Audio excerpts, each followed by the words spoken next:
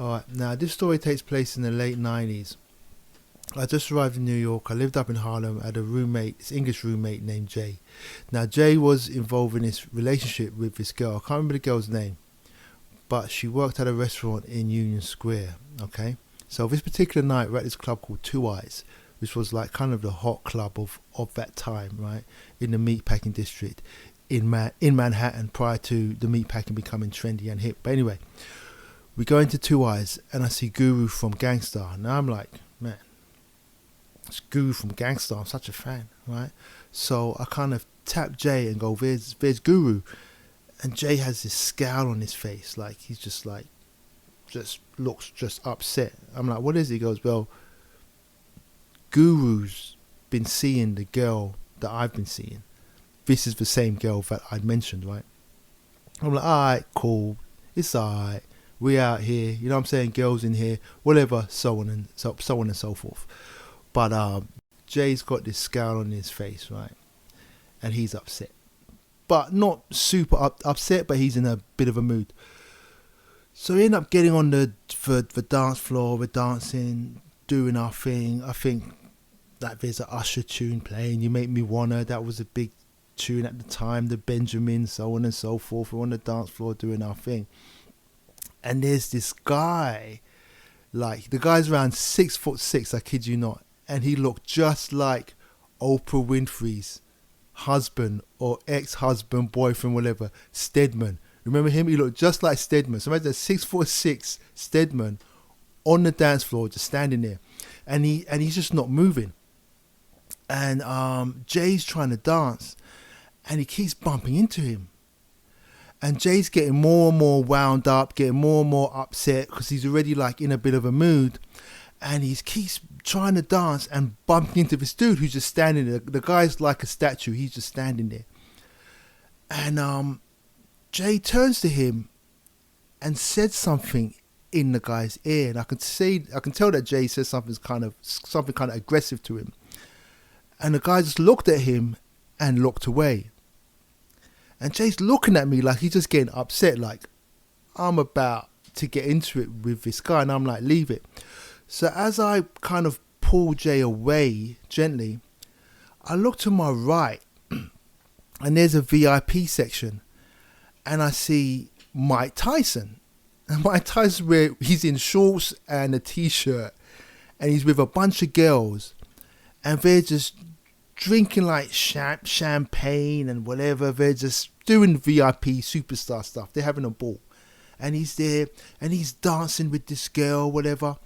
So I look at the 6'6" guy, and I look over at Tyson, and I realize, it dawns on me, this guy must be Mike Tyson's bodyguard.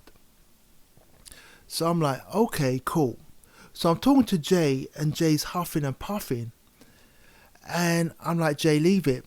But Jay approaches the guy again, and this time him and the guy are getting into kind of a heated argument. I'd say it's more Jay arguing with the guy, and the guy just looking down at him, because the guy's 6'6" and Jay's about 6 foot. The guy's looking down at him and kind of telling him to just move.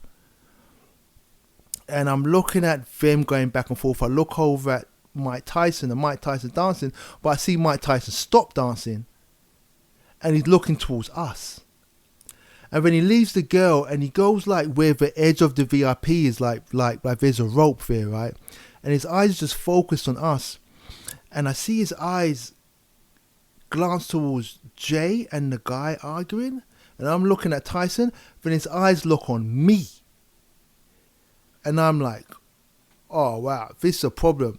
Because I'm trying to get into Mike Tyson's mindset. And I'm thinking to myself right now, he's thinking if Jay and his security get into a fight, his security's most likely going to handle Jay, right?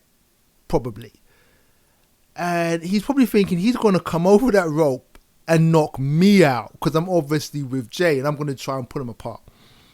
So I'm just now sweating. I'm sweating, and I'm thinking, how are we going to get out of this situation? And Tyson stopped just focusing on me. He's looking at me. He's looking at Jay and the guy. Me, Jay and the guy, and he's just standing there like looking menacing because I think he noticed that I've clocked him, and I'm obviously scared. So he's just like staring at me and staring at Jay, and I just pulled Jay. I said, "Come on, sit down, sit down." I dragged him away and I sat him down, and I said, "That's Mike Tyson's bodyguard."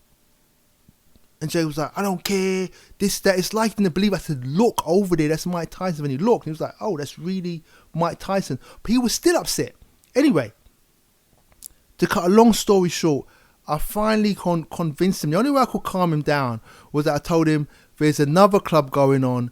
There's another scene going on down the road at this spot called, I think it was Lush. I ended up convincing him to go to Lush because, I don't know, DJ Clue or one of those DJs of that era was playing.